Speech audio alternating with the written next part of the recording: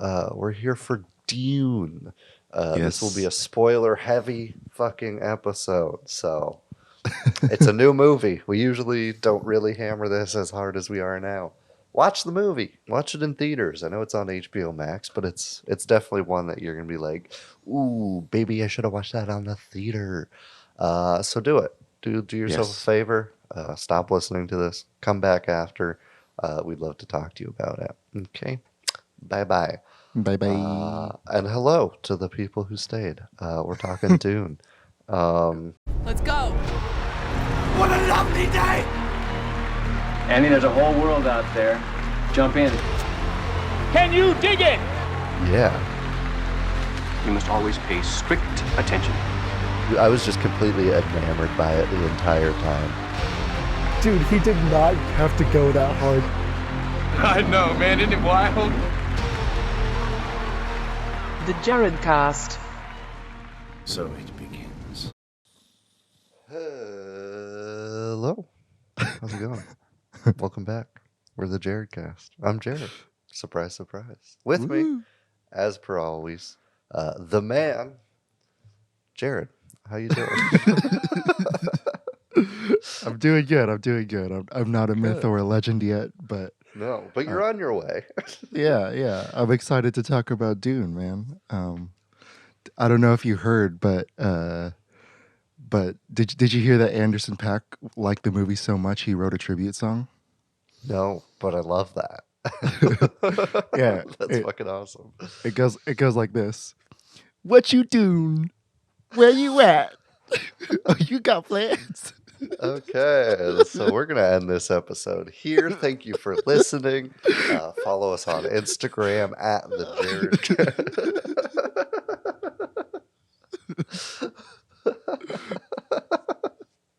That was bad, and you should feel bad. I've had that bit stewing since last Friday. The second it was announced, you're like, ah, fuck, I got this. Yeah, no. There's no Anderson .Paak song. I'm joking. Yeah. If you started the episode, were you just gonna start with that song? Yeah. Oh boy. Hey, so we're talking Dune this week. Yeah. I'm excited. I loved it. Spoiler. Big fan. Yeah. Yeah.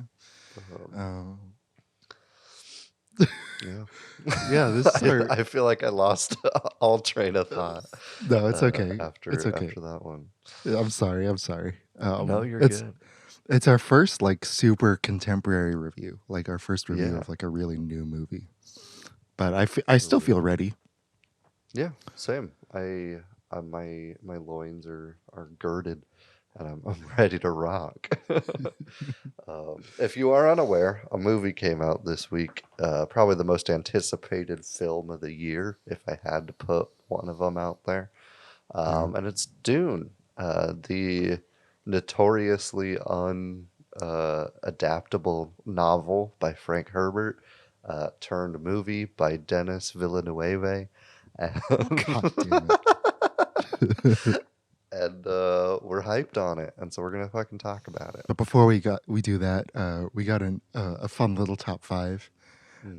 So today we're talking top 5 desert set movies besides Mad Max Fury Road, which is a bit ridiculous. But if you know me, if you know this show, you know that I've had Mad Max Fury Road at the top of my top 5s at least 5 times.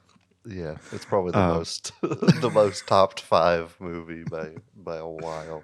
Yeah. But yeah, why don't you kick us off, Jared, with your number 5? I would love to. We're traveling back in our little time machine here, going back to 1997. Ooh. Or no, 1977. I'm an idiot. 1977. Ooh. Hills Have Eyes. Oh, It's great. yeah. I like it. It's a fun movie. It uses the desert as a real creepy setting that I think is executed very well in the film. and I liked it a lot, and so it's my number 5. It was between this and Holes just for nostalgia, but I decided to cut Holes. Sorry, holes. Yeah, Um, wait, so are you talking about the remake or are you talking about the original the original? 1977 one. Yeah, Yeah. So good. So the good. remake.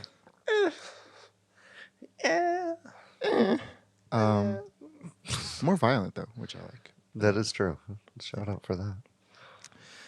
But my number 5, we never said we had to talk about deserts on Earth. This is true, and I think I Yeah. know where you're going with this because I almost did it. But yeah, this is probably my favorite Ridley Scott movie of the 21st century.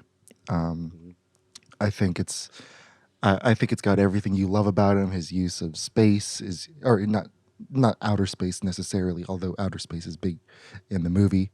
But his use of different spaces to help build the characters and help inform the story.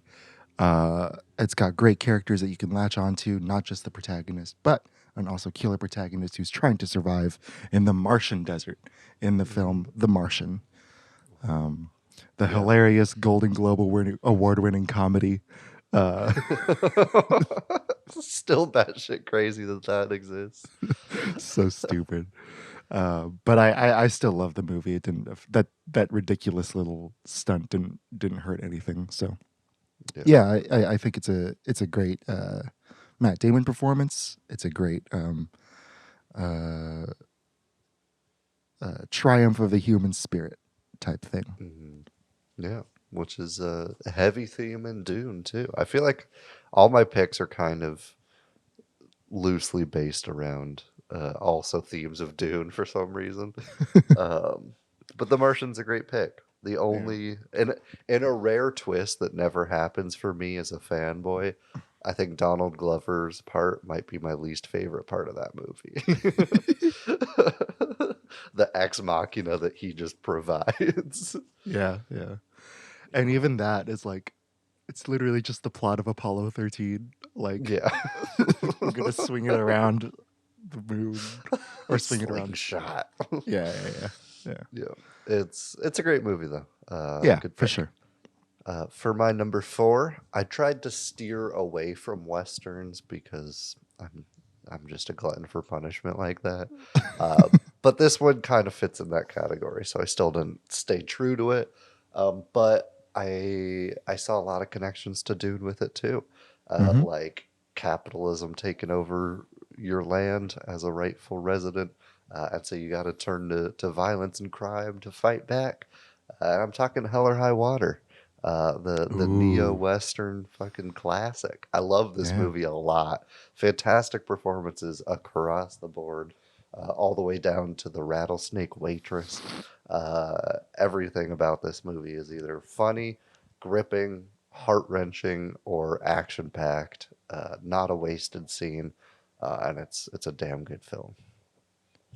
It really is. It really is. Definitely like one of my top 20 like screenplays of the past like 10 years. It's really, really well written. It does simple so well too. Like guy has to rob banks because he's losing his house. Like that's such a simple, you'd think overdone concept, but it still feels fresh, original, and well executed. Yep. My number 4 is also a western, maybe a more not super traditional because it's a spaghetti western, but because that genre blew up so quickly and in such a widespread way, it's a little bit more traditional. But I like movies where the desert's like a real threat, and it feels like a threat, and it feels like there are various threats and various ways that the desert is used against the characters in The Good, the Bad, and the Ugly by Leone.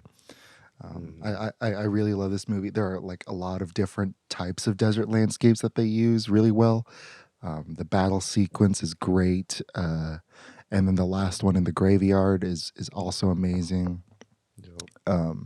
It's just a really cool like it's just got a for a very simple story. It's got a lot of variety in its settings, and so I really appreciate it for that. Yeah, the desert is such a character in that movie that Leone actually almost called it the good, the bad, the ugly, and that. Ooh, that's hot.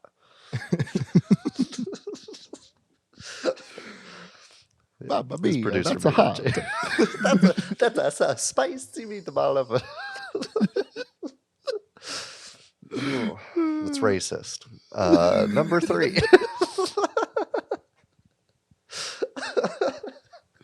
Okay. Number 3.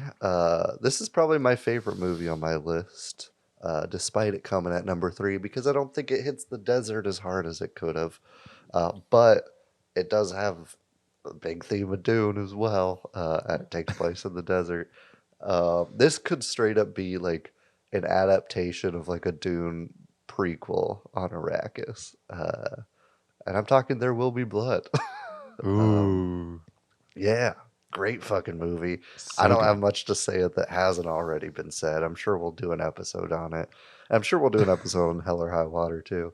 Yeah. But it's a modern classic for a reason. One of the best movies of the 21st century, easily. Some of the best performances, and I'm not just talking Daniel Day-Lewis. Paul Dano, I think, outperforms him even. He Ooh. fucking destroys this role. That's a hot take. I know. I'm That's a dropping very them hot early. take. But he fucking kills it. I think it's incredible. And so it's my number 3. Hell yeah. Hell yeah. And the way they use the desert in the beginning too to like get you on Plainview's side, because he literally crawls through the desert on his elbows just to make a few bucks. Yeah, it's a great movie. One of my top 10 of the 2000s for sure. My number 3 is a film that we also talked about on the podcast. It's Paris, Texas. I love the way that the desert is used as a kind of purgatory for the protagonist. It's you know only about maybe 40% of the movie is in the desert, but it still feels palpable. It feels real. Every dust cloud, every gust of wind feels like it's touching your face. I don't know how they did it. It just looks amazing, and it looks really cool. They do a great job of like handling the setting in Texas, like, and making it kind of them. But yeah, Yeah, just listen to the episode. It's a great one. Honestly, probably one of our best. indeed. My number 2 is kind of an obligatory film dude pick. If there was the desert movie, it's probably this one. I'm talking the epic historical drama of Lawrence of Arabia, the way too long desert movie. Yeah, it's fucking beautiful. If you're looking for beautiful desert cinematography, look no further than here. This is it, I think. It's awesome. It's a great movie. Not one that I go back to a lot, but I think it's obviously going to be worthy of a pick here. Yeah, I saw it in 8th grade, and I haven't seen it again since, but I definitely owe it a rewatch, because I remember loving the first half before the intermission, and then not loving the second half. Because you're like, oh, this is over 3 hours long, and there's not much going down. Yeah, and it's just not as it's not as fun as the first half. I don't know. Yeah. Fun fact: it was the first film to be shot in Wadi Rum, which is where they shot much of Dune 2021. Huh. Yeah, and also Nice. Frank Herbert was inspired by the journals of T.E. Lawrence. So there's this weird kind of relationship that Dune has with Lawrence of Arabia. See, the one non-intentional pick is fucking all tied up. Yeah, and you got through one of my bullet points for. Hey, look Hey. at us. That's just efficiency right there. You It won't really find is. that anywhere else. It really is. My number 2 is also a classic, equal to Lawrence of Arabia. Of course, I'm talking about Tremors. Uh, talk about similarities to Obviously. Dune. Talk about similarities to Dune. The movie follows a group of people trying to survive as giant worms hidden in the sand try to eat them. Yeah, very, very similar. Yep. But that's kind of where the similarities end. The movie um, is basically like if Jaws had the tone of Spy Kids. Like that's Yeah. kind of that's kind of Tremors right there. And I recently rewatched this movie. I think Fred Ward is beautiful in it. I think Kevin Bacon is beautiful in it. Um, it's Reba McEntire plays an apocalypse survivalist, like with a basement full of guns. Yeah, she's What's not great. to love? Yeah, it's a true classic in its own right. Tremors. Yep. I almost put it on, but I was like, Jared's gonna put Tremors on his list. I could I could feel it. Yeah. My number one is one that we talked about on the podcast. Yeah. It's like if you took the themes of Dune and the pacing of Lawrence of Arabia, and then tossed all that out the window because it's the Mummy. Wow. It's the Mummy. It's a Yeah. fun fucking movie, and so I like it a lot. Listen to our episode. I agree. I agree. What a great pick. Yeah, thank you. My number one has not been featured on the podcast yet. I've been looking for an opportunity to bring it on, but it's kind of hard to find. It's one of my favorite Coen Brothers films. Maybe my favorite Coen Brothers film. I'd have to double check. No, second favorite. But I'm not crazy for making this number one because it's in Edgar Wright's top 10 of all time. The pick, of course, is Raising Arizona. I adore this movie. It's so it's like talk about a movie that's perfectly edited. It's really, really amazing and really stunning. And the way they use the desert in the car chases, the way they use it in their like kind of trailer park home. It's just absolutely beautiful and really charming. Looking into desert life and into just Arizona life in general. Yeah, I really, really love this movie. Yeah, when you were teeing it up, I wasn't sure if you were going Raising Arizona or No Country for Old Men, because that kind of counts as a desert movie too. It does. Raising Arizona is fantastic, though. I wrote an essay on it in my screwball comedy class. Nice. That's a good one. Yeah. I would say for Coen Brothers it goes Fargo, Raising Arizona, and then No Country though. Yeah. For me. For me, it's probably Fargo and Big Lebowski are probably tied. And Oh, then No shit. Country. I forgot about Lebowski. Yeah. We'll figure it out later. Yeah, we'll make it a top 5 sometime. But we're not here for Coen Brothers. We're here for Dune. This will be a spoiler-heavy fucking episode. So it's a new movie. We usually don't really hammer this as hard as we are now. Watch the movie. Watch it in theaters. I know it's on HBO Max, but it's definitely one that you're gonna be like, "Ooh, baby, I should have watched that on the theater." So do it. Do yourself a favor. Stop listening to this. Come back after. We'd love to talk to you about it. Okay. Bye-bye. Bye-bye. And hello to the people who stayed. We're talking Dune. One of, if not my favorite director right now, Denis Villeneuve. The only time I'm going to pronounce it right.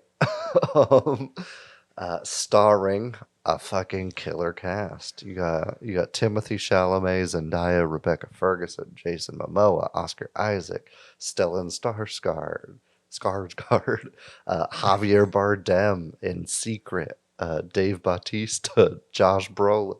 The list goes on and on. It's a stacked fucking cast. One of the most highly anticipated movies It grossed $223 million worldwide already.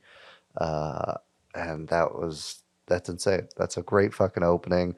And I'm glad. It's nearly double their budget. They already greenlit the second movie, which I think everybody going into this was worried about, that it might meet the same fate as the new Blade Runner from Villeneuve. And it would be disappointing in the box office. But it wasn't. It was a hit. And I think it's a hit for a good reason. It's a almost impossible adaptation of a fantastic book from 66, I think, by Frank.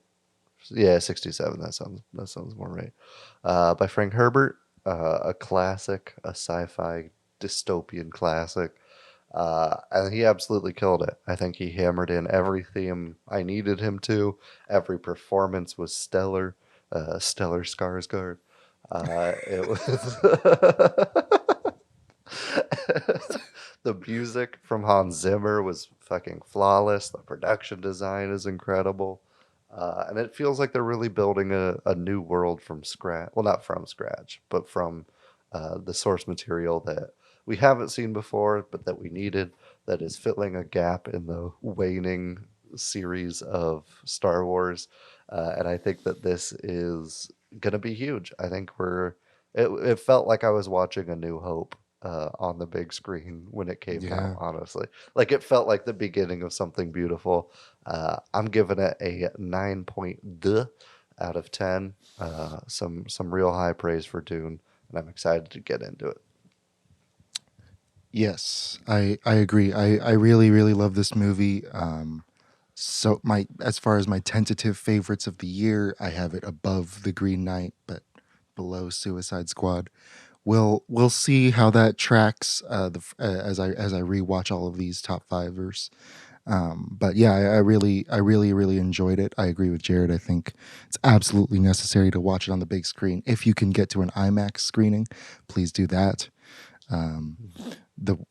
You can see every grain of sand, and it's worth the price of admission. Yeah, I agree. Like I like that it's really faithful. I have not finished the book, but I'm like 50 pages past where the movie ends, where the first movie ends, and I was very happy with a lot of the stuff that I latched onto in the book. Being translated cinematically was really, really special. You can tell that there's a lot of passion, there's a lot of love. The effects are absolutely seamless. This is like the first time we've had a big budget movie that I've never really talked about. That I won't talk about CGI flaws because I didn't really catch any. Yeah. I mean, a lot of it's practical too. Like they heavy use practical, which is huge. Yeah, they used a lot of practical, and I was reading they used like beige backgrounds, like instead of having a green screen. So like a lot of the exposure feels like they're really, really there, even for the scenes that weren't shot in the desert. They really use the setting super beautifully. The cast is killer, absolutely killer. One of the best ensembles of the year so far. Maybe two things that bugged me. We can talk about them later. One was the music. I have some feelings about Hans. We can talk about it. We can talk about it later. You told me you to get hyped on the bagpipes. The bagpipes were fine, but that was diegetic. But I have some. I like some of the score. I have some issues with the rest of it. And also, my second issue was with the choreography. I think, although it was stylish, although it was well thought out, although there's a very interesting parallel between the way Paul fights in his duel with Gurney and his duel with Jamis.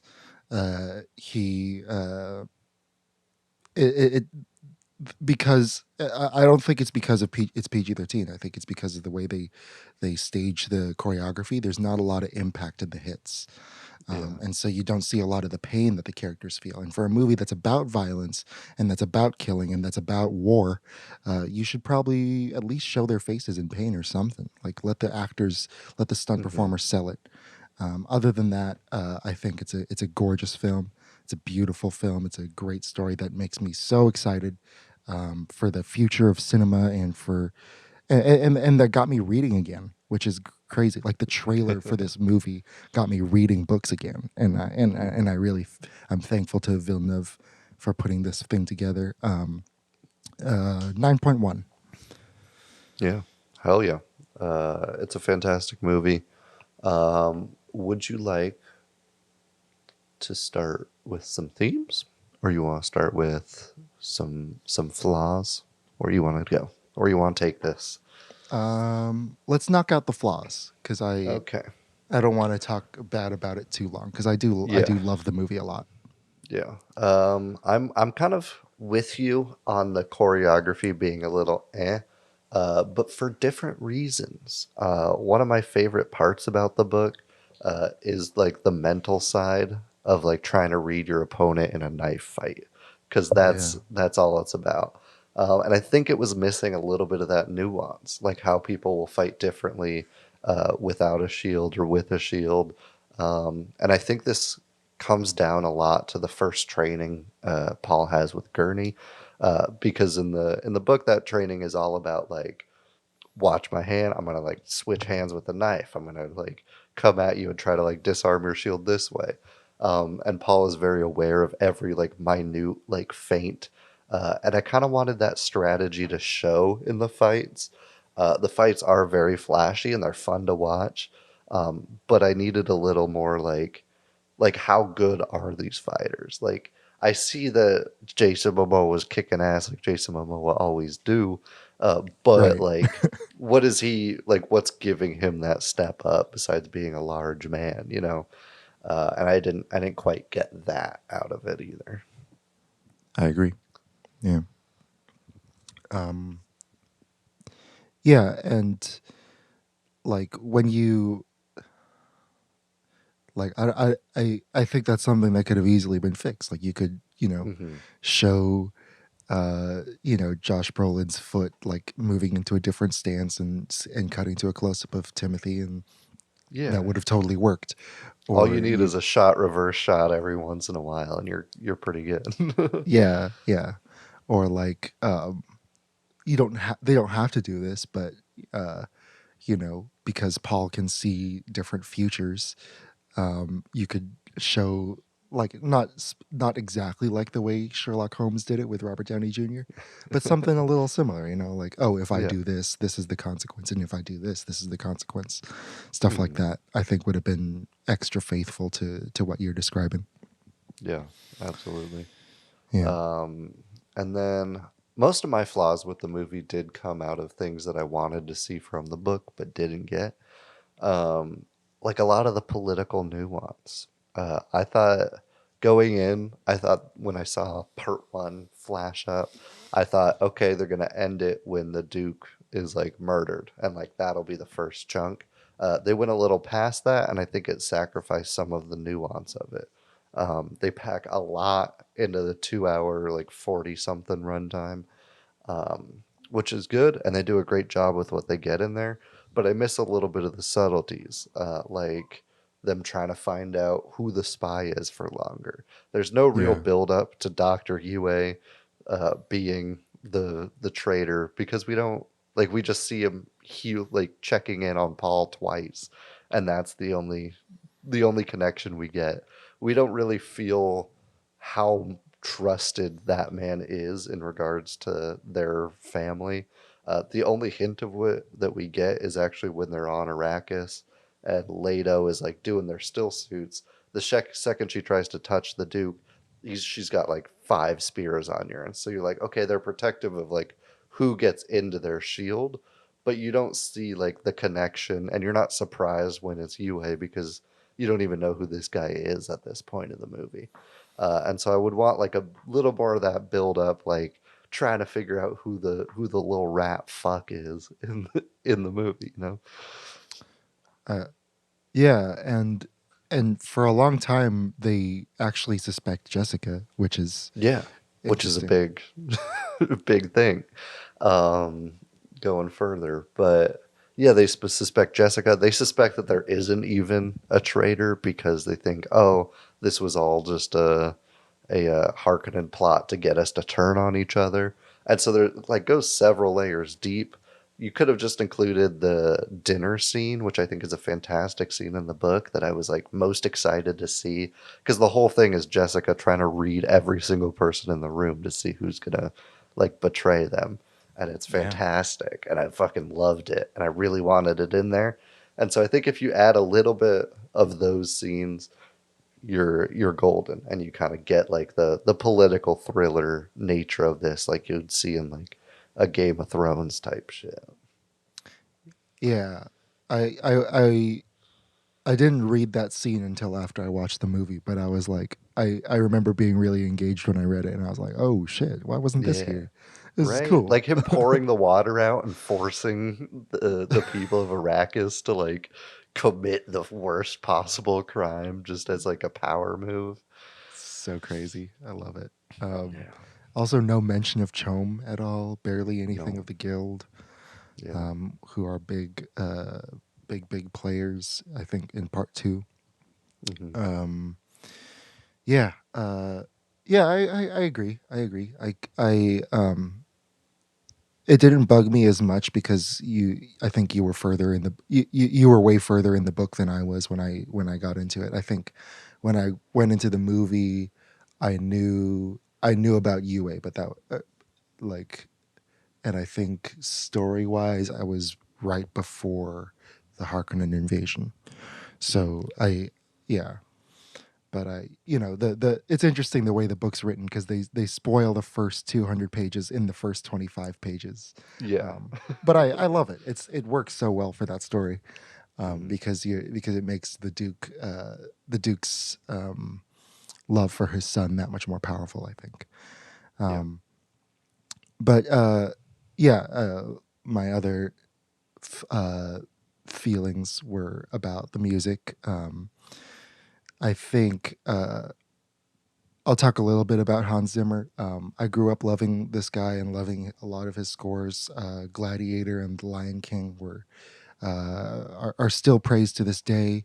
The theme for Pirates of the Caribbean. I still love the Sherlock Holmes score a lot. I think it's a great score.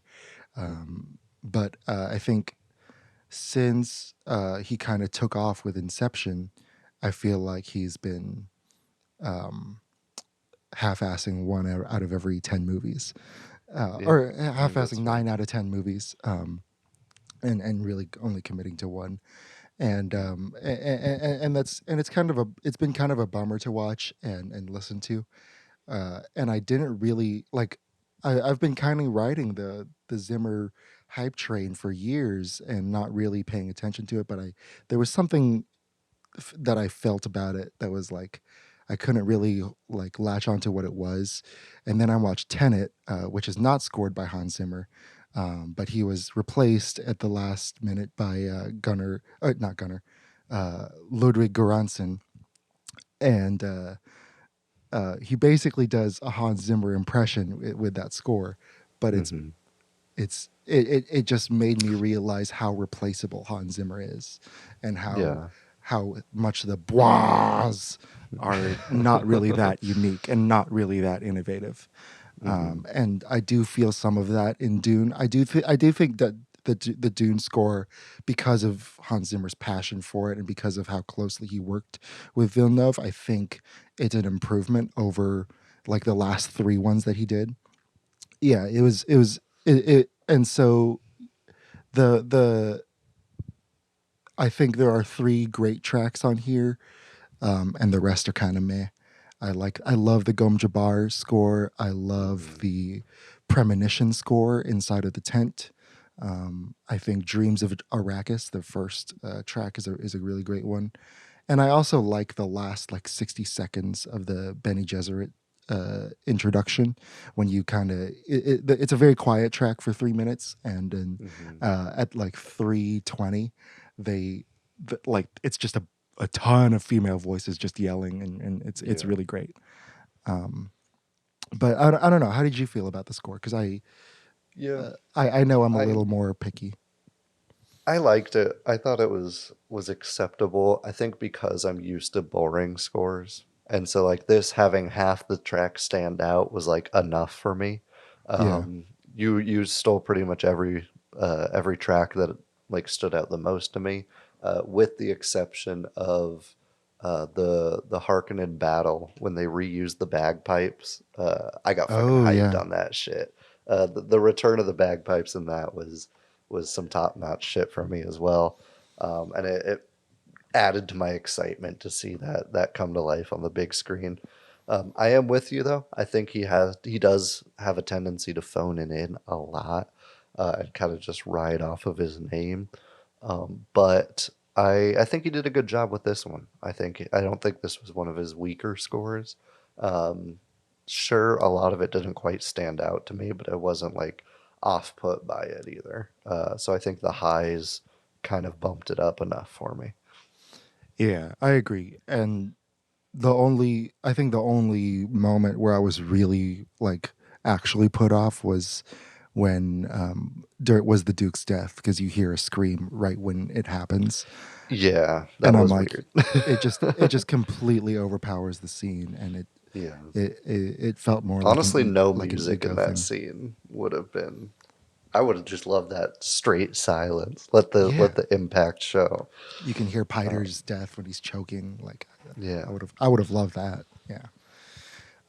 But it is what it is. Honestly, besides those, there wasn't really much I had issues with. Same. I thought there would be pacing problems, but there really wasn't. They Yeah. do throw a lot of exposition at you in the beginning without voiceover. It reminded me of the Star Wars scrolling text where they're like, "Here's everything you need to know about the world as quickly as we can give it to you."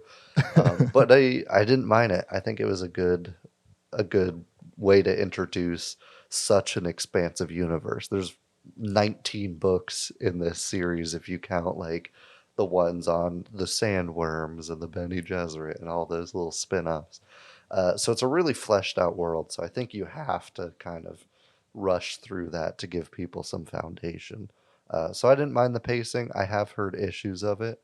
Um, and also, speaking of issues, Jared forgot this. It's time for Oh my god. Jared reads poorly written reviews of movies that we're watching because it's funny and it makes him laugh and stuff. Cool.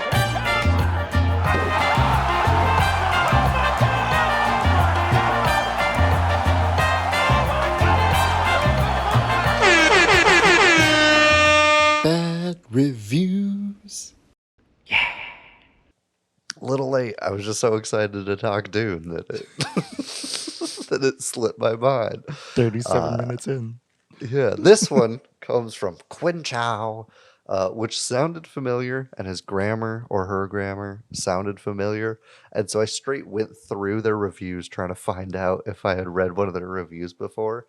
But they had 992 of them, so I didn't go through all of them. Oh wow. And all of them were a gold mine. And so this might just be my my check-in to see see how this person's doing. They gave it a 1 out of 10, saying another fake review film, super slow and full of abysmal action scene, bored to freaking death. This film start This film start with the narrator talking about the outsiders and the introduction to the main character Paul scene. As turn out, this film is about a Duke's son, Paul, need to flee to Siege Tabur after the death of his father, quote, Leto. The entire film boring conversation and super annoying overused scene, such as overuse of the staring scene, overuse of the drinking scene, overuse of the walking scene, overuse of the yelling scene, overuse of the names scene, overuse of the arguing scene, overuse of the reading scene, overuse of the searching scene, overuse of the glitch fighting scene, overuse of the super annoying sound effects scene, overuse of the sleeping scene, overuse of the mind talking scene, overuse of the jet flying scene, overuse of the hallucinate scene, make the film unwatchable. The only intensity of the film is the explosion scene. At the end, Paul and Channy on their way to Siege Tabir. That's it. wasting time to watch. That's the best one in a while. I know. That I was was so good. shocked. I was like, this is pretty funny, and then you kept going. The comedic timing of this man is fucking gold. But we for sure had like reviews that said overuse of the blink scene and like shit like that. Like it felt like a formulaic scene, but executed in a way I haven't. Yeah. Wow. Yeah. I was shocked to find such gold on such a new movie. Yeah. I'm also pretty sure he doesn't know what a scene is. No. They don't know what a scene. Like, what do you mean the argument scene? Like, it's so vague. The screaming scene. Oh. Anyways, I heard some people complain about pacing. Did you? No, because I really enjoy the pacing. I think I think the movie really beautifully chooses does a beautiful job of choosing which characters to latch onto, and gives you enough time with them to feel bad when they die, to feel their influence on Paul's journey, and to just like not give you too much Paul, not give you too much of the Fremen. Like they do a beautiful job of teasing everything out. I was hoping the dream sequences would be longer, but this is fine. I understand they're doing a mainstream release, and so I understand that you can't be too trippy, but still I would have liked. Oddly enough, I would have liked it to be slower, just a tiny bit.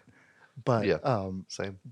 But honestly, like it's fine. Like it's a really, really well edited movie. Like they do a good job of using cinematic language to translate a lot of the relationships that are made clear with written words, and a lot of the kind of, like as you said, the mental battles weren't present in the fighting, but they are present, especially in the Gom Jabbar. I think that's kind of one of the best cinematic translations from the book to the screen. I think Easily. Yeah, definitely. Yeah, the editing is honestly fantastic. I was worried that they would try to pack too much in, and they kind of do, but it pulls it off because of the editing. And you see a lot of the talent of the editors in the use of the voice throughout the movie.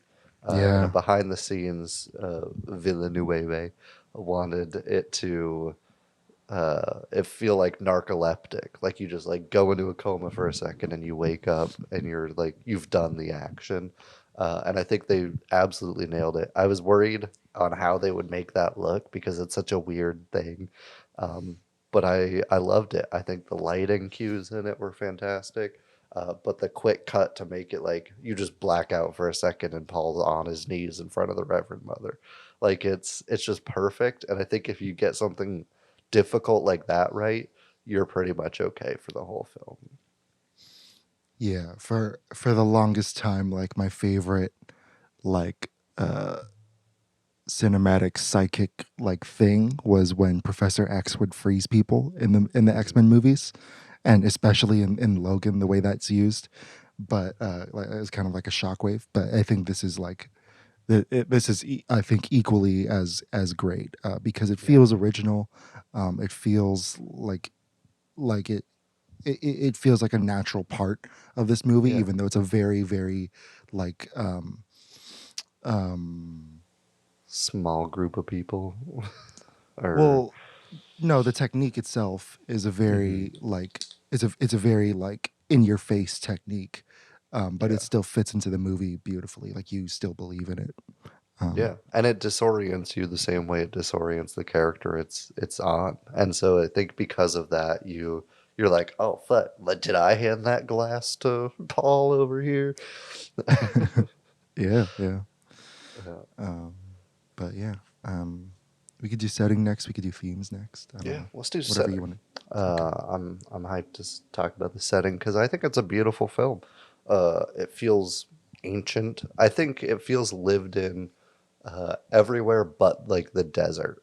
Like everything else has kind of a old, just ornate feel to it, especially on Yeah. Arrakis. But like the desert doesn't, and I think that that's a good thing because only the Fremen like will traverse it, and it's not like it's Hmm.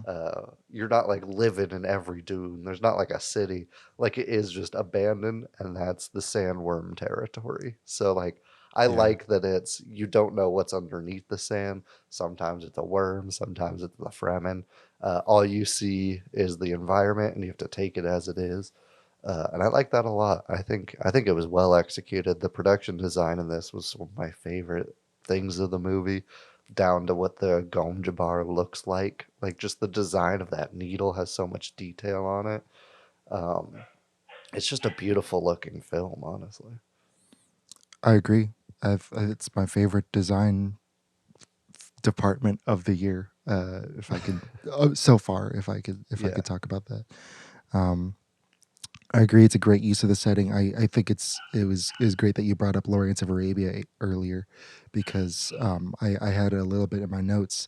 One thing that makes that movie great is because it's been many years since I've seen it, but what I do remember from those David Lean epics is that, with that one, with what's it called, Dr. Zhivago, like it's these really, really wide shots, these really, really Mhm. huge spaces, and there's a lot happening within that space, but it's still an emotionally intimate story, and I Mhm. think you know they absolutely nailed that aspect of Dune, because a lot of people describe the book as an epic, but you're in the characters' heads every time they switch chapters.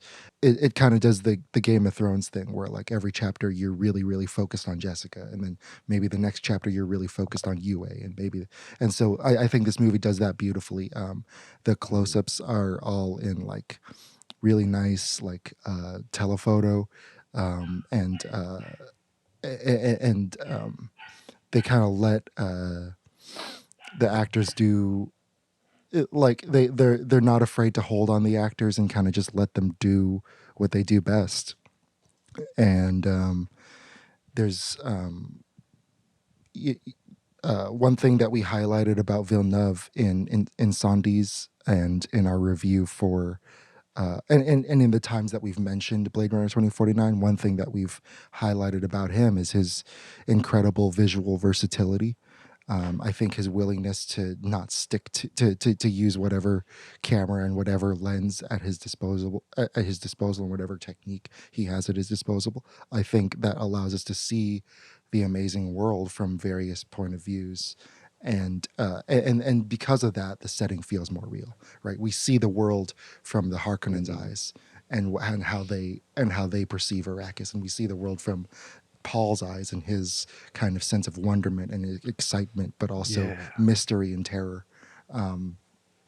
I think, I, and they also do a great job of showing the setting in comparison to the scale of the characters. Like there's this great shot of Gurney and Paul flying over a sandworm, and you really get a sense of how big that sandworm is because they're in the foreground and the sandworm's in the background, and Mhm. it's just really beautifully done all the way around. Even in the battle sequences, like you get all these fantastically animated explosions, these really beautiful moments where the bomb's like twisting through the shield to blow up the ship, and all I care about is Josh Brolin. All I care Yeah. about is that he's okay, and yeah, I think that's very special.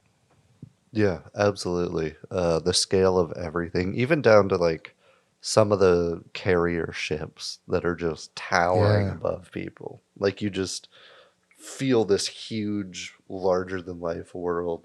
But staying in the characters makes it feel incredibly personal too. Um, One moment when you mentioned like we see the desert through Paul's eyes and through Gurney's eyes.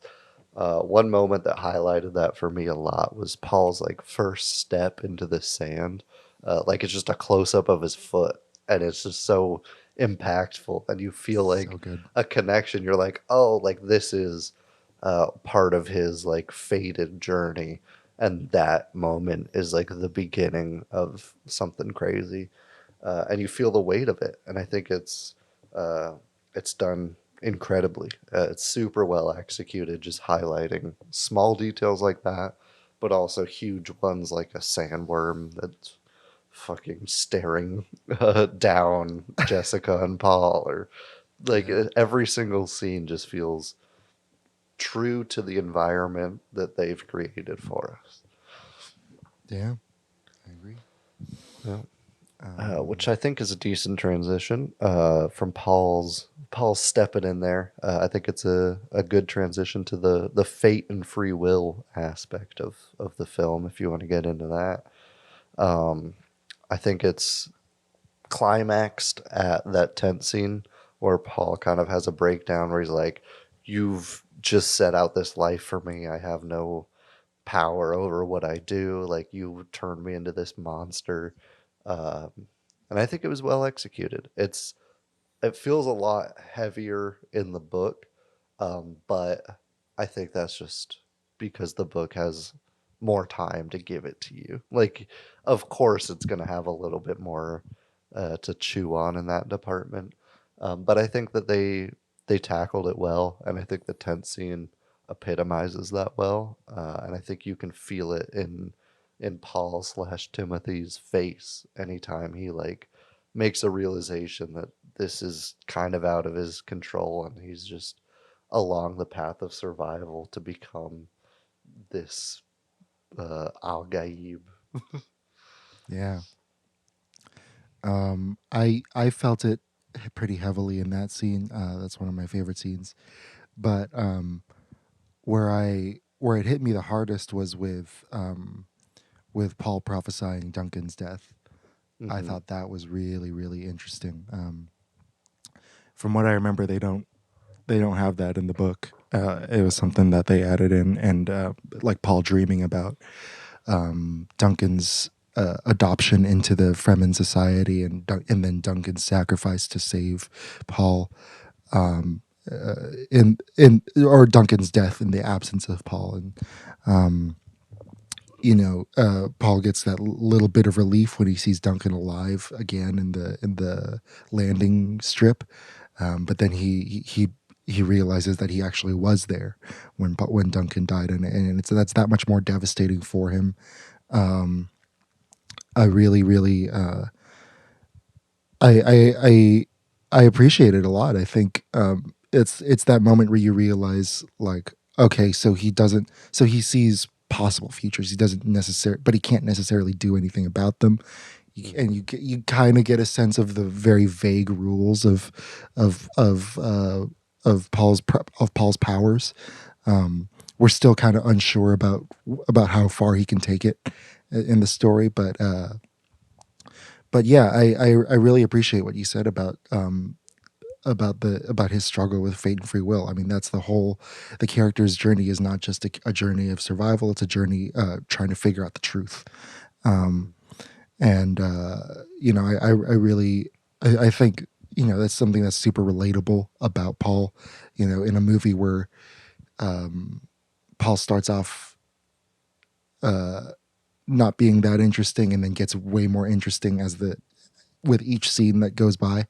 I think that's absolutely like a necessary thing to have this because a lot of us are on that journey. A lot of this generation is trying to figure out what truth is and trying to figure out what goodness is, and in a really chaotic world. And Paul finds it, or Paul decides to try to find it on his journey, and just his one of his, maybe I think his second to last line is, "My road leads into the desert. I can see it," or third to last line, and yeah, it's really, really beautiful. I like that they don't kind of debate about whether or not you have fate or free will. I like that it's kind of just it's mysterious, and cinematic mystery is so rare these days. Like it's so often that we're spoon fed these themes, and we're spoon fed whatever the director thinks about these themes, especially in mainstream movies. But it's so nice to see a mainstream movie that says, "Here is a question, and we're going to ask Yeah. it with cinema, and we're not going to answer it, and that's okay. It's still going to be Yeah. awesome." Yeah. Absolutely. It's executed super well. And I was very happy that they kept true to that. And one thing that they also stayed true with that I was joyous to see was kind of the anti-capitalist exploitation of Arrakis, and the further humanization of the Fremen that kind of comes with that. Obviously, we haven't really dived down that rabbit hole in this first movie, but you can feel it coming. But the exploitation of Arrakis really is why we side with the House Atreides instead of Harkonnen. Like it's the kind of first fundamental reason we're like, fuck those guys, yay for these guys. And I think that gets kicked off with the meeting between Stilgar and the Duke, where Yeah. the Duke is like trying to learn about his culture. He's like, "Yeah, I'll spit on my table because I'm in your world, you're not in mine. I'm not going to hunt you guys. The desert is yours. I'll go there if I need to. Besides that, it's yours." And it's nice. You feel like the relief in Stilgar's face when that happens. Like you want them to be like, yeah, these are fucking people. Sure, they're in the most profitable place, but it's also the harshest, and they have needs. And seeing those respected, even if we don't feel like we don't see the exploitation of the planet a lot, but we can feel the weight of what they've been through just through Javier Bardem's performance alone, and everything else on top of that is just little morsels of deliciousness. I agree. Stilgar is also one of the coolest names I've ever heard. We'll talk about names Absolutely. later, I'm sure. Yeah. But I agree about that scene with the Duke. The scene that I felt it the most was in the Duke's interactions with Kynes, with Liette Kynes, who was played by What a shit. curveball too. Yeah. Well, yeah. sorry, say who played it. Yeah, Sharon Duncan Brewster, who plays the good doctor. Loved her performance as well. I think the good doctor's a different experience than yeah. than Dune. yeah. But yeah, her scenes with Oscar Isaac were really, really cool because you kind of start the movie looking at Atreides, and they're recalling a lot of fascist imagery. They have this weird salute that looks very fascistic and very Oscar militaristic. Isaac is dressed like an SS officer. Yeah, just straight up.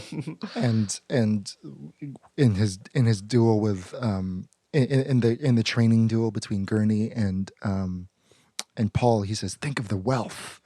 Think of the wealth. And when they're sitting at the table, they're before Stilgar even walks in, they're saying like, "Oh yeah, we reaped they were reaping 10 billion a week, or 10 billion. I don't remember what the thing was, but you get this sense like, oh, maybe these aren't great people, and then they slowly peel back the layers, and you realize how good of a man the Duke is, and how Leto Atreides is very different, and you see that in his interactions with Kynes when she's like, when she kind of treats him like another outsider and treats him like someone who's just there to exploit the planet, and then you get that whole sequence where the Duke sacrifices an entire harvester, a full harvester, to save the lives of 28 men or something like that, or 17. Right? I don't know. 13? There were 12? 3 ships and there were 7 men on each ship. So yeah, 21 or 28. Yeah. My bad. To sacrifice that much profit for 21 men. I thought that was she sees that, and and that's what kind of gives her the respect that motivates her to help Paul and Jessica. Yeah. And and the movie really does a good job of that. Like these characters care about each other more than they care about profit, and so like you said, there's a great divide between the Harkonnen and the Atreides houses, and I think that's beautifully shown. Yeah, Liette Kynes is kind of the epitome of that because she doesn't side with like House Atreides. She doesn't give a shit. She just wants her planet to survive and thrive. That's it. Like that's her one goal. Everything she does is to attain that goal, and ultimately kind of sacrificing herself or putting herself at risk uh, to give Paul and Jessica the way out because she can feel that they will have the impact that will help that goal. Like it's worthy to sacrifice or potentially sacrifice herself to further the planet's benefit. And I think that's insane. It's great. I was very confused when she was on screen at first because she's a man in the book, and I was like, "Wait, who who dis?" But it was great. She did a fantastic job with it, and I didn't Yeah. mind the change at all because of that. Like it's the Mhm. character is still true to the character, and so despite me being like, "Hold on," it was dope. I thought she was fantastic in this film. Yeah, I and her death, I think, was an improvement upon the way Kynes dies in the book. Yeah. Because it The doesn't make death a in whole the lot of book is sense. so annoying. It was obnoxious. I'm gonna be honest. Like sand bubbles popping. Like what? What's going Yeah, on? the his father like lecturing him. I'm like, what are you? Get out Yeah. of here. But I appreciate this. I love the kind of smile on her face when she knows she's about to be Yeah, taken by the maker. I serve one maker. So good, so good. Yeah, I love it. I love it. Yeah. What other themes did you notice or want to touch on? Those were the two biggest ones for me. Yeah, I had humans in the environment and greed. I had I didn't really write down a lot about destiny and free will, but the theme of family, legacy, and power, I think, Yeah. is one that really stuck out to me, and revenge and war is there as well. But we're going to get into that, I think, in part 2 more. But yeah, I think the way that they, everything is about the names in this movie, and about your association to either the Harkonnen name or the Atreides name, and I think it's really well done. It's really it the easiest comparison is Game of Thrones, but I think seeing this kind of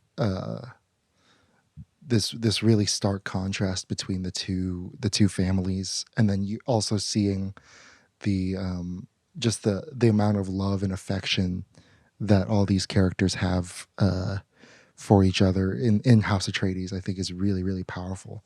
And I mentioned before about how Paul gets more interesting as the story goes along. I think that that's absolutely necessary in this story because he's uplifted by the supporting cast, right? Paul becomes who he is because of Leto, because of Jessica, because of Gurney, because of Duncan, because of Thufir, and even Yue. Like they all kind of have this. His family has this influence on him, and so his choice to go further into his journey and his choice to become the Messiah are. Is because of his family. Is because he wants to keep that legacy going. A big part of Leto's, Leto. How do you say it? Leto. Leto. Sorry, my bad. You're good. A big part of Leto's journey is like he's a smart guy. He knows his clock is ticking. Like he knows he's not going to survive this, but his main goal is to make sure that his son his son's future is secure, and I think that's what makes that character super great.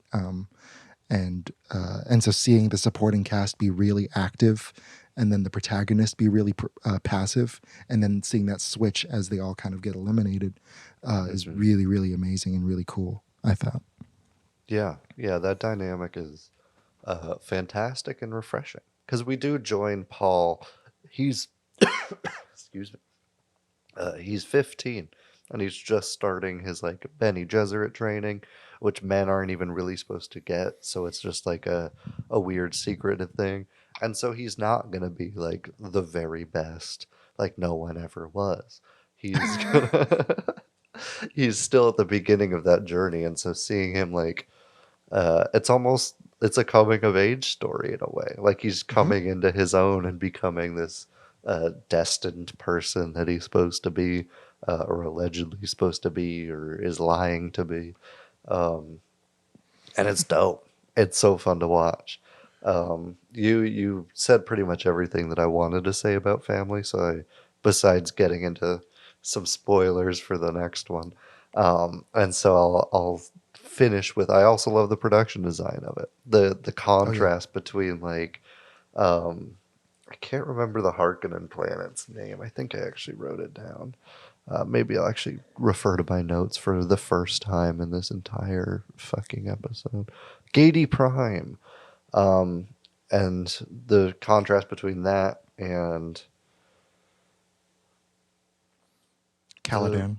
Caladan, obviously, God, is great. Caladan's like kind of rustic and ancient. There's a lot of books everywhere. It's very like studious environment. And then Cgi Prime looks like the spaceship in Alien. Like it's very like black and biological and kind of Blade Runner-y in the exteriors. And it just feels dark and sad and evil.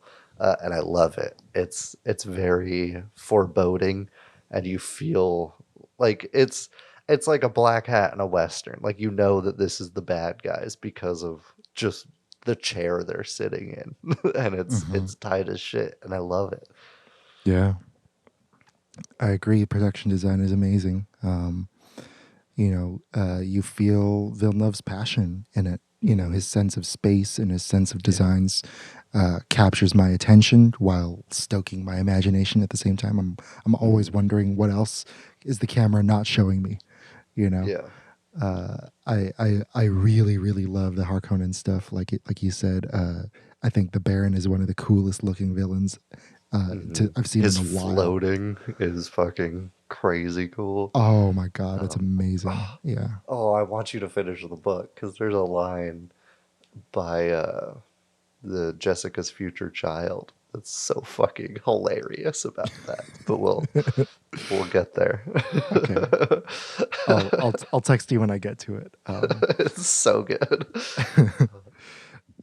But yeah, like I like what you said about the rustic stuff too. Like they don't really talk about it in the movie, but it's one of the things that slows you down when you start the book because you're like, wait, what? There's this whole thing about AI and like, so apparently AI is banned and it has been banned for a very long time because of this crazy war that happened.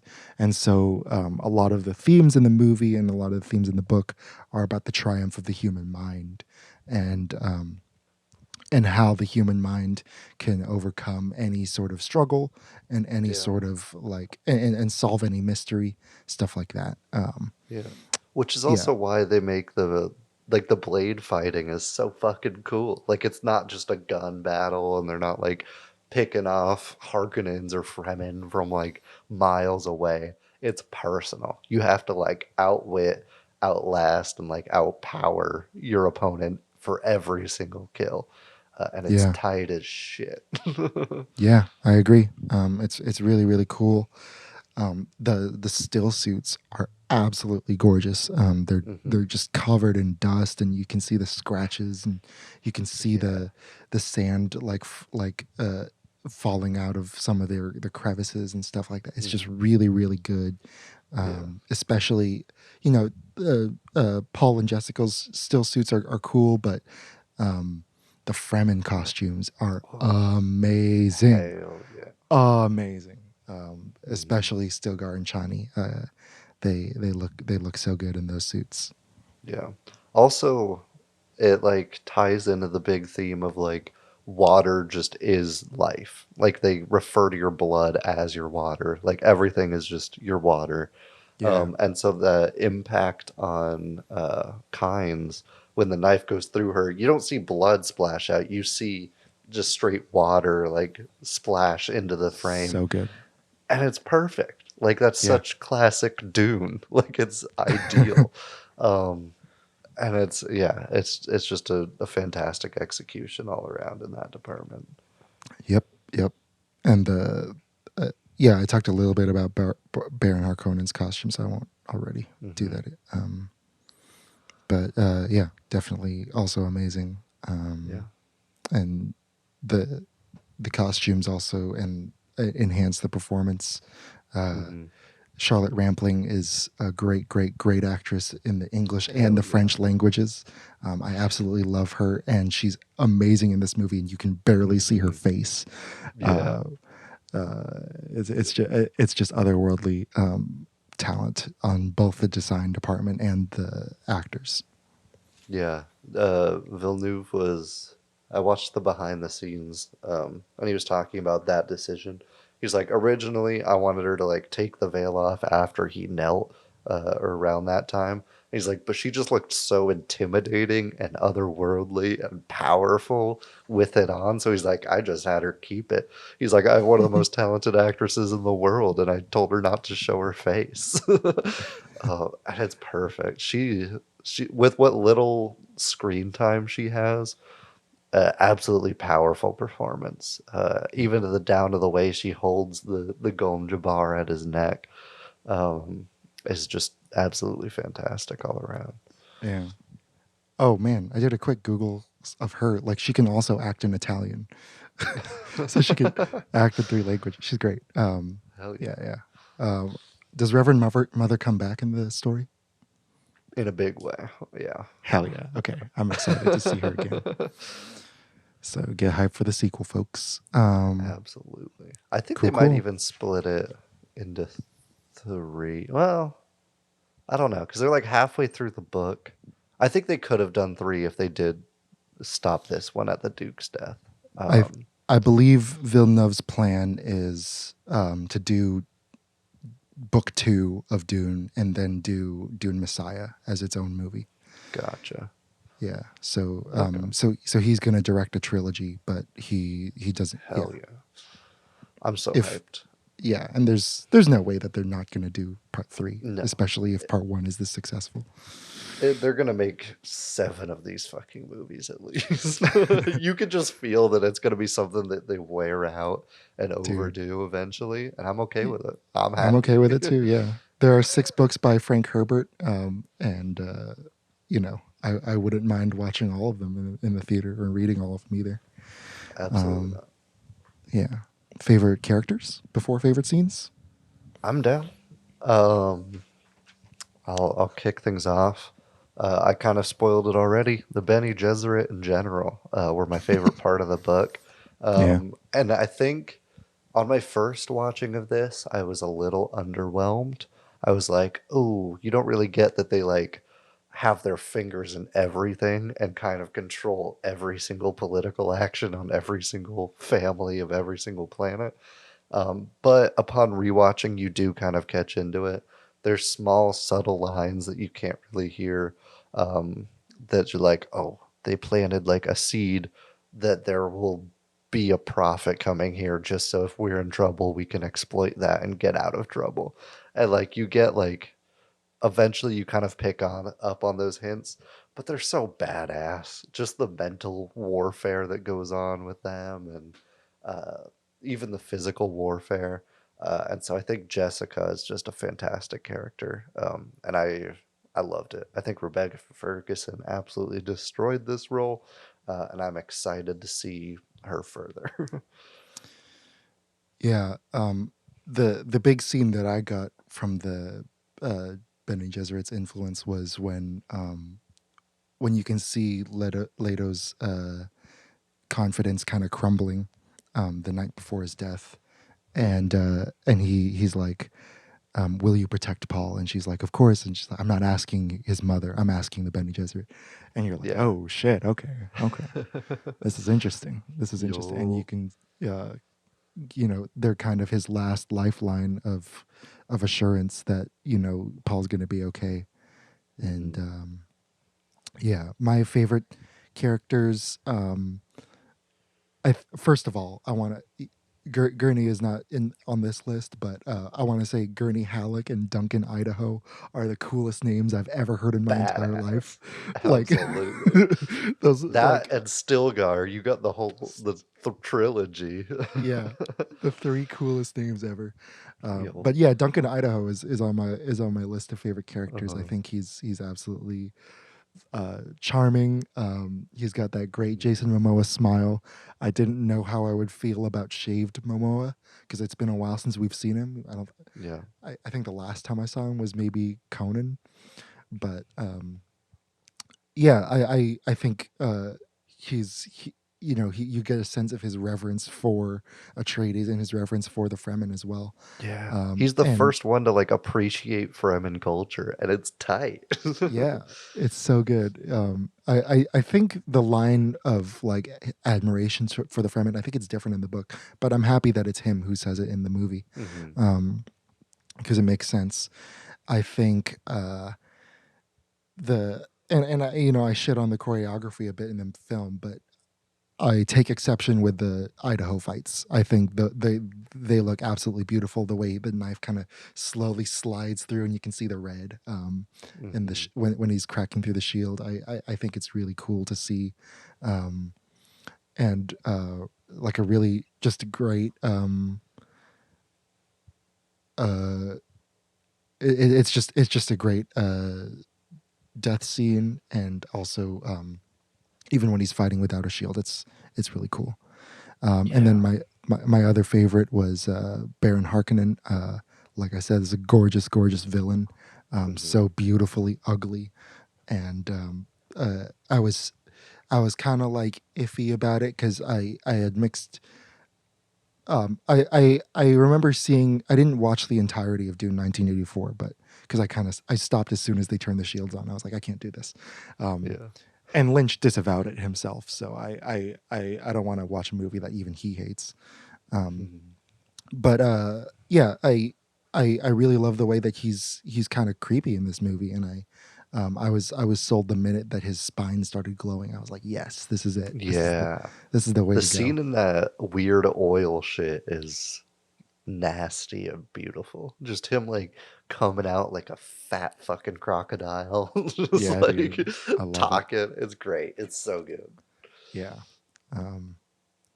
But let's be real. It's the Lady Jessica show. It's not. Yeah, It's absolutely. yeah, like Jared said, every scene is an interesting new portrait of a very complex woman, and Ferguson's performance is both warm, familiar, and mysterious, and the uniqueness began in the writing. It's a really well translated character to the screenplay, and then a really well translated character to the design, and just got that triple combo punch of an amazing performance. I've been in love with Rebecca Ferguson since Mission Impossible: Rogue Nation, and she's absolutely killed it in every single movie since. And this is her best so far. Yeah, she's absolutely great. Yeah. And kind of on the contrast of that, there was one performance that I felt didn't quite live up to everybody else's, but I don't think that's at fault of her own. And I think that's Zendaya as Chani. She just didn't have a lot to do this movie, and I think that was kind of like her downfall. She kind of just walked around corners and looked hot for pretty much most of her screen time, which is fine. She becomes interesting after where this stops, and so that's perfectly okay. But I just think she was, if there was a weaker performance in this movie, she was the only one. Yeah, I think it was it was kind of weird the way they hyped her up to be like a star Yeah. in the movie. Yeah, And she was like second billing, and I'm like, she's just a vision. yeah, which is fine. She's a great Vision.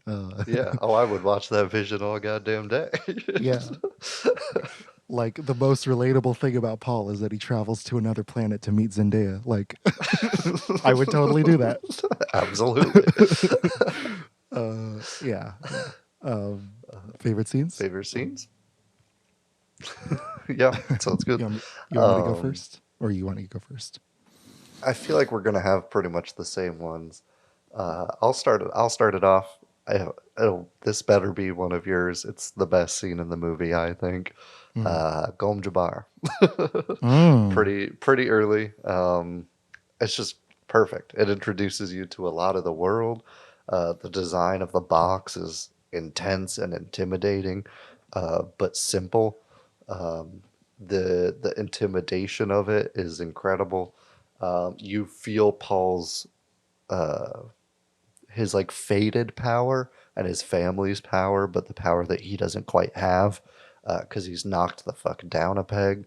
You get so much about Jessica's relationship to Paul and how, yes, this is his child or her child, but there's a potential that he's a monster, and so she has the alliance with the Bene Gesserit first to make sure she's not creating something terrible. And it's great, and I love it. Yeah. I think it's perfectly executed, perfectly acted. Setting's beautiful, music's beautiful. Loved it. Yeah, I also love the Gom Jabbar sequence. It's my second favorite. And you get that great line that's the most famous from the book. I must not fear. Fear is the mind killer. Yeah, you get and you kind of see the resolve change. It's very fearlessly edited. I love the inserts of the burning hand. I love the inserts of the fire, just like because that's what's on his mind. It's just fearless cinema, and that's kind of what I was expecting going into the movie, and I was very happy that that expectation was met. Yeah, definitely. That was there. Then the battle with not really a battle, but the fight with Jessica, and then the ensuing fight with Jameis. Yeah, Jameis. Those two back to back are great. You see the skill of the Fremen, but you see Paul's potential as well. It sets up the coming events in the next movie and book absolutely perfectly. Loved it a lot. But I'm with you. I think the real best fights are all Duncan, Idaho. Yeah. Was it Duncan or Gurney? I think it was Duncan who like kicks some ass, walks out, eyes like a bunch of Harkonnen people, slams his blades together, they just fucking run off because Yeah. that's the most badass shit in the world. It was so good. It was so good. They don't even run. I don't think they even run. They just like walk No. away. They're like, nope, Yeah. you can have it. Absolutely not. Out loud, I said, "Fuck yeah!" He was the most he was the performance I was most excited for in the film, and I absolutely I was so pleased with everything Duncan. My favorite Duncan scene was Duncan's sacrifice, because I think it's the best choreography in the movie, but I also think it's just really powerful, and I love the little smile that he gives when he gives the salute, and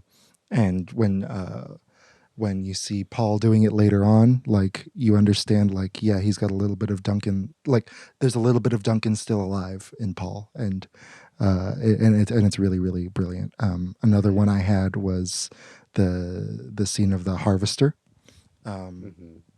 Such a amazing suspenseful scene. Yeah. I love. You can see that like Josh Brolin's a big dude, but and Timothy Chalamet's a tall dude, but just seeing them in comparison to the sandworm is absolutely amazing. Like, oh my gosh. Yeah. Yeah, that harvester scene was one of the scenes I was most excited about going in.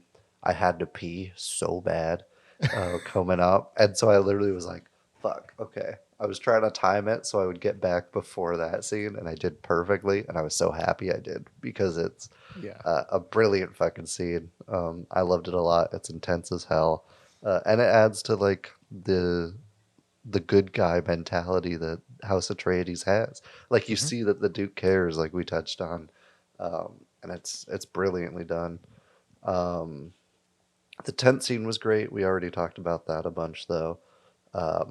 The simple shot of seeing the first time you see somebody ride a sandworm, I was like, oh hell yeah, because I was so hyped to see how they did that too, and just seeing Paul's like stunnedness by it was all I needed. It was a fantastic shot. They do a good job teasing it too when you see Kynes pull out the grappling hooks and you're like, Yeah. is she about to do what I think she's gonna do? And then she doesn't. Yeah. And then you're like, oh man. And then you see it and you're like, oh, okay. Okay, cool. That's gonna be Cool. next. Yeah, I'm excited. Yeah. Did you have any others? Not really. I mean, every scene in this movie kind of stands out, but those were my mains. Yeah, I love the gurney training sequence. I had that in there too. I think Josh Brolin's performance is great. It makes me really care about him in the battle. And then I love when the stare down with the sandworm. I thought was really, really cool. I had my jaw like to the floor. I was so Absolutely. It was really, really, really, really good. Because I think that's the first time you actually see them. Because you see the sand and you see kind of the teeth as people get sucked in, but that's the first time you like really see one.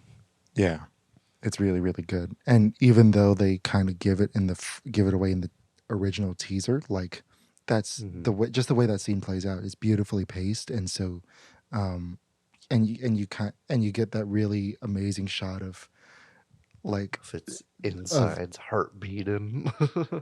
yeah, and like you look at the way Paul and Jessica are blocked, and they're fully like this. Yeah.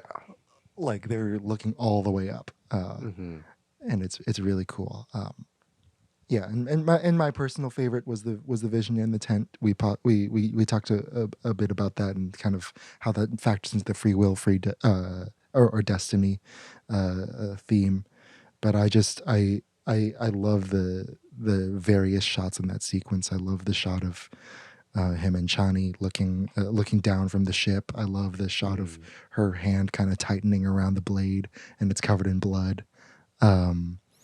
It's a reminder that like we can't really trust these dreams, but we have to still try to figure out what they mean.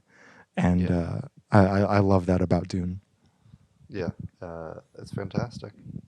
Great movie. Very Great happy movie. with it. Mhm. Did not disappoint at all. Yep. Hang in for 2 years for our follow-up review. Yeah. But yeah, I'm very excited to finish this book and then read Dune Messiah after. I don't think it'll factor into how much because I remember like the scenes that I did read before the movie, and I was still stunned. So it's good. Yeah. Let me know when you finish the book, because I need to chat. It'll be at like 4 a.m, and I'll be like, "Holy shit!" I fully expect it. Because like Paul's badass, but the other child is also fucking cool, and I'm so excited. Okay, cool. But that's all I'll say. I don't want to spoil shit. Thank you guys for listening. We appreciate it. If you want to watch Dune, go to a movie theater. You still got time. If not, HBO Max, I think until end of November, maybe. I think that's what I saw the limit as. Either way, watch it. If you listen to this whole podcast and didn't watch it, you're an animal and a maniac, and I love you for it. Follow us on Instagram and everywhere else you fucking want to. The Jared Cast, we're there. Listen to us on whatever format you want. Shout out SoundCloud, y'all killing it. But we're everywhere, so whatever's most comfortable for you. Anything else you want to say to the people? No, I think you nailed it. We love you. All right. Yeah. Bye-bye. Bye bye.